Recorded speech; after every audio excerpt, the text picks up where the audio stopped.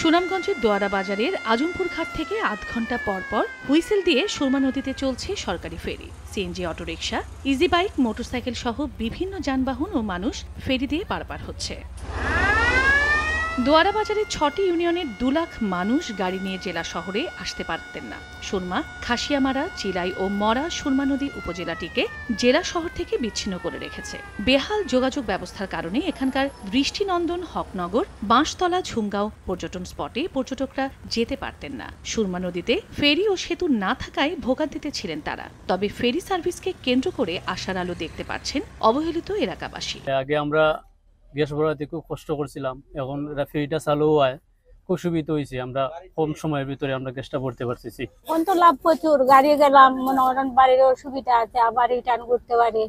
নৌকায় গেলে তো অনেক সময় লাগে। ফেরি আধা ঘন্টা পর পর ছাড়তেছে, আমরা যাতায়াতের জন্য ভালো। ব্যবসার সময়, অর্থ সবকিছুই বাঁচতেছে এখন আমাদের। নতুন চালু হওয়া ফেরিতে পারাপার হওয়া যানবাহনের সংখ্যা কম, পাশাপাশি টোল কম হওয়ায় লোকসান গুনতে হচ্ছে দাবি ফেরি সুপারভাইজারের। প্রচারণা হইতেছে, লোক বাড়তেছে, আশা করি সামনে খুব সুন্দর একটা ফলাফল পাবো আর কি। আমরা জেলা শহর থেকে দোয়ারা বাজার উপজেলা শহরের দূরত্ব ২০ কিলোমিটার। গত ১ সেপ্টেম্বর থেকে এই রুটে চালু হয় ফেরি সার্ভিস। সময় সংবাদ, সুনামগঞ্জ।